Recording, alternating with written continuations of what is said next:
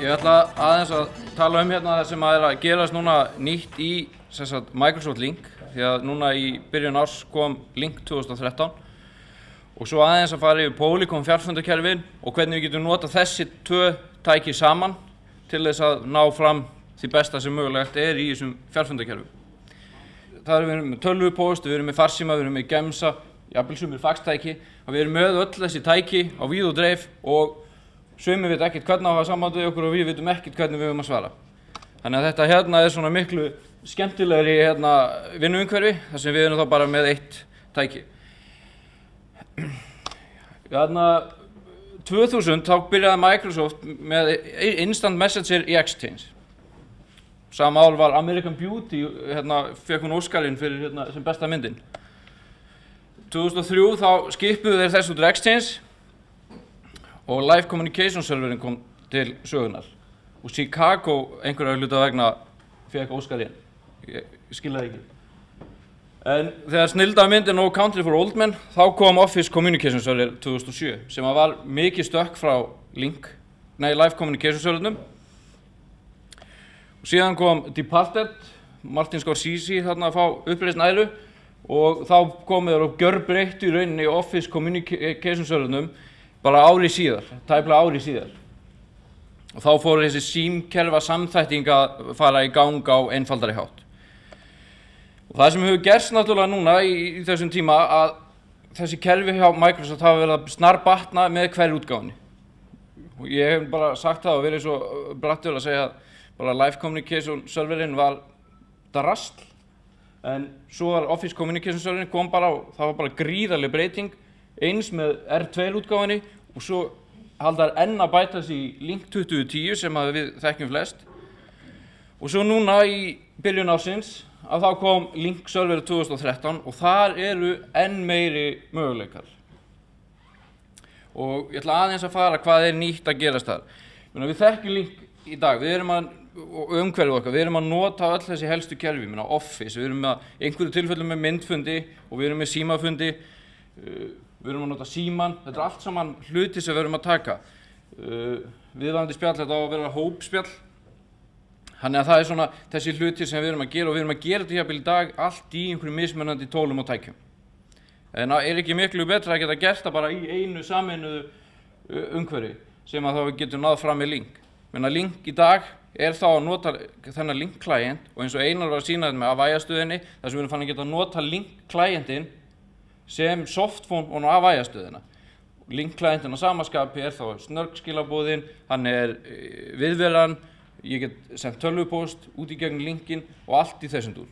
Þannig að við erum þá að vinna bara jafnvel með eitt viðmót og með allir þessari samþættingu sem á sér stað í Microsoft pakkanum eða Office pakkanum og fleira, að þá virkar þetta bara saman, SharePoint, CRM, Navision og þú ert farin að sjá þessar presence upplýsingar og viðveru og getur hafið samskipti svo lengi sem tengiliðurinn í tengilegalistanniðinum í gegnum öll þessi kerfi á einfaldan hátt.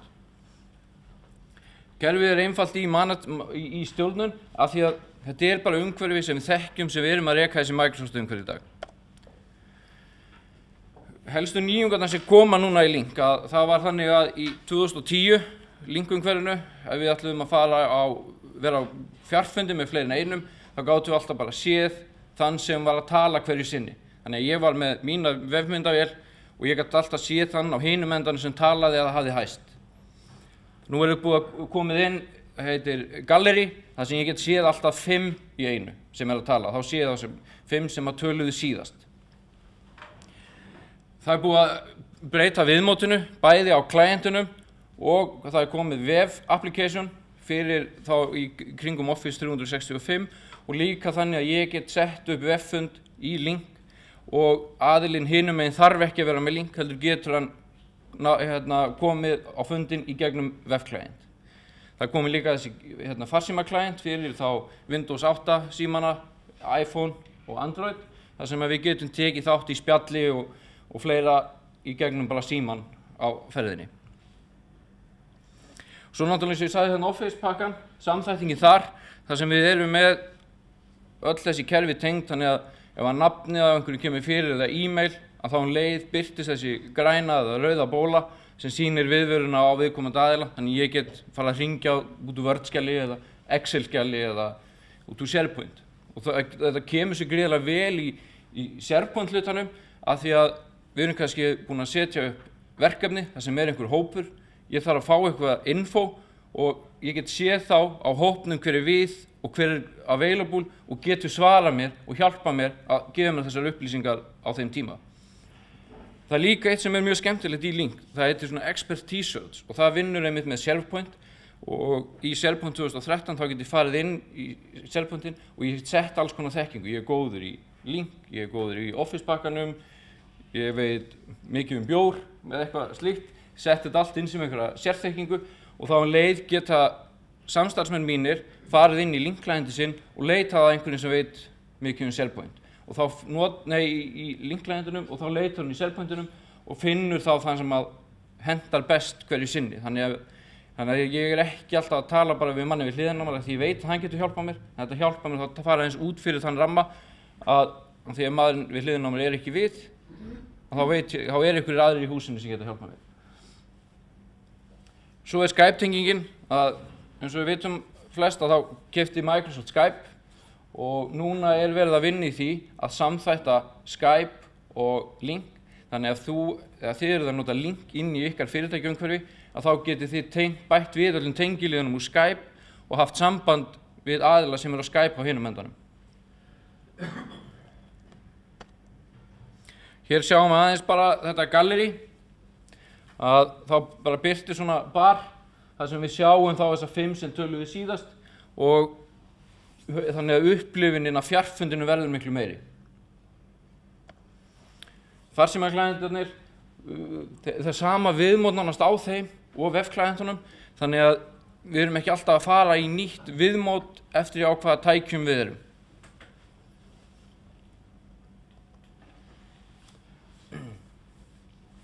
Svo hérna sjáum við skjámynd úr Outlook og bara dæmigert fyrir bóluna hérna sjáum við viðveruna hérna getið þá smellt á tengiliðin, við farið í instant message, hringt og þá get ég með því að smella á símtóli hérna að þá get ég hringt í Gemsa, ég get hringt í heimasíma eða þau símanúmer sem skráð bara í Active Directory af því að þetta lesa allt upplýsingar úr Active Directory. Ég hef haft myndfund eða þá sett á svona hópfund. Og þá eins og með Skype-tenginguna að það skiptir ekki máli hvort við erum að tala bara við erum ekki lengur bara bundin í fyrirtækinu, heldur getum við talað business to business, business to consumer eða farið að tala við fjölskylduna. Í Link eitt af þessum snilldartólum líka þessi Federation Service. Þannig ef ég með Link uppsettan og ég veit að fyrirtæki út í bæi með Link uppsettan þá get ég farið og tengiliða þar svo lengi sem það opið Federation á milli.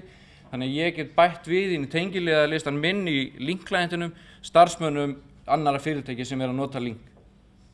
Og það mjög þægilegt upp á og þá ég farin að sjá viðvöruna og þá veit ég það ef ég þarf til dæmis bara þjónustufulltrúa minn í bankanum með Link. Þannig ég sé að það hann með grænt, þá get ég haft samband við hann. Ef hann rauður, þá þarf ég að bíða. Aðeins breytingar hérna í klæðintunum, eins og ég segi, þetta orðið svona Windows 8-legt og þetta mjög sama hátt, eiginlega svipað viðmót og á vefnum. Sama viðmótið heilt yfir. Það sem gerist þegar við höfum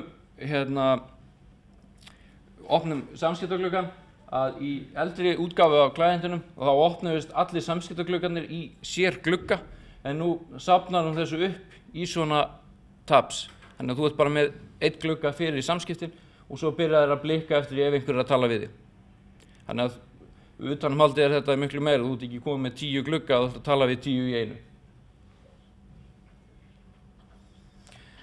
Hver er ávinningur fyrir fyrirtækin að vera í Link? Að þetta hjálpar okkur að koma upp þessu fjarvinnuumhverfi, að við getum unnið hvar sem er. Við þurfum bara netsamband og þá getum við verið í tengingu við fyrirtækið á chatti, í síma eða hvað sem er. Það er einfaldara að vinna þá heiman í verkefnum. Þannig að við getum verið að vinna tilboð og ég get verið heima og Þorvaldur getur verið heima á sér og við getum verið að vinna saman, spjallað, deila skjali eða hvað sem Managementið á þessu miklu einfaldara heldur en hefur verið og svo náttúrulega komið núna með þessum skíþjónustum að link orðið aðgengilegt í gegnum cloudið, í gegnum Office 365. Við erum að bjóða upp á Hista link þjónustu líka hérna hjá Nýhera ef menn vilji ekki fara í skíið og þá bara aðlögunin svo einföld.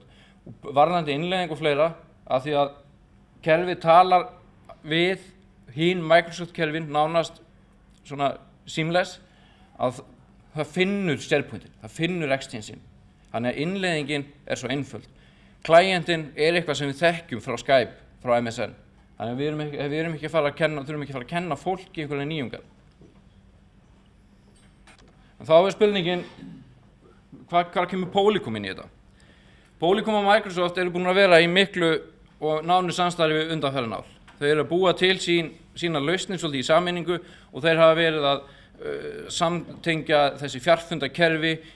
Polycom hafa verið að búa til búnað fyrir þessi Microsoft linkkerfi og í rauninni með því að bæta saman Polycom og link að þá getum við svona bætt viðmótið og notenda upplifunina af fjarfundunum og því sem við erum að gera.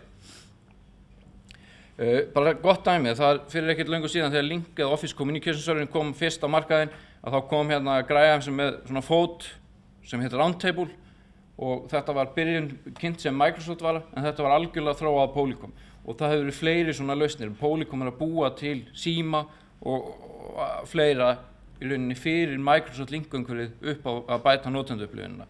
Því að það að fara út í Unified Communication það snýst notendaupplifun. Ef við erum að setja upp þetta kerfi og við höfum bara lent í því að fyrirtæki að innleiðingin gekk ekki hjá notendunum alla leið eins og þurfti að gera og nota þetta enginn. Og það eitthvað sem má ekki því að það þarf að fylgja þessu eftir. Val á headsetum, uppsetning á búnaðinum, það þarf að hafa þetta allt í huga hvernig við gerum þetta.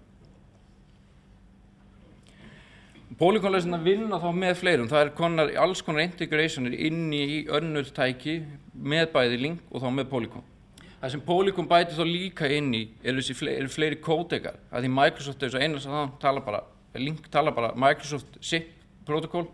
En með því að fara í Polycom að þá getur farin að tala jafnvel fleiri protokolla og hefur þá orðið möguleika á að nota Link til að tala við einhvern á SameTime eða í Avaya eða í Polycom. Þannig að þá erum við að víkka akkurat út þessa reynslu og þessa tengingar.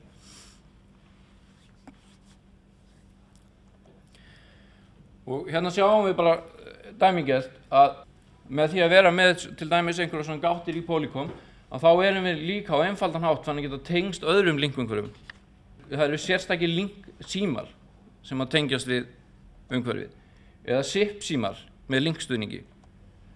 Svo erum við komin út í þessi fjarfundakerfi, herbyggiskerfi, þar sem við erum að setjum upp myndavélar inn í fjarfundaherbyggin eða skjái og sambiða skjá og myndavélar eða förum út í svona brúarlausnir þar sem við erum þá að tengja saman fleiri kerfi, fleiri fyrirtæki og getum búið til fleiri fundi. Þetta bara svona aðeins þennan búnað, þetta þetta Roundtable sem ég talaði en núna heitir þetta bara CX5000 HT og þetta með myndavélar hérna allan hringinn, þannig að þú getur setja þetta bara í miðju á borði og þá sjást allir á fundinum. Og svo erum við komin út í svona meira advanced lausnir inn í þessi fundaherbyggja sem við erum með myndavél og búnað á móti. Hérna sjáum við í rauninni bara hvað í boði. Microsoft Link hefur engin tæki en Link og Polycom að þá getum við bætt þessum tækjum við. Ef við erum að taka upptökur á hljóði og mynd takmarkað í Link en það orðið miklu meiri virkni með því að bæta Polycom búnaðina við og þá getum við meiri sem fara að integrata inn í SharePoint þannig að við getum fara að setja upptökurnar og dreifa þeim í gegnum SharePoint. Meiri myndgæði að því að Polycom líka hefur miklu meiri tækni til þess að skala bæði upp og niður myndir og miða við nettengingar. Þannig að þú getur verið á lélegri ADSL-tengingu en fengið frábær myndgæði. Fjarfundakerfið, þetta vísu, þessi hérna í Link 2010 að þá var þetta 250 til 1000 hægt að hafa í einu, en það var hægt að gera mun fleiri og stærri fundi með því að bæta Polycom við. Þannig að í rauninni allt sem snýr að þessu, að Polycom bætir við linkin. Og sjáum hérna staðlana hérna sem að bætast við með því að tengja Polycom við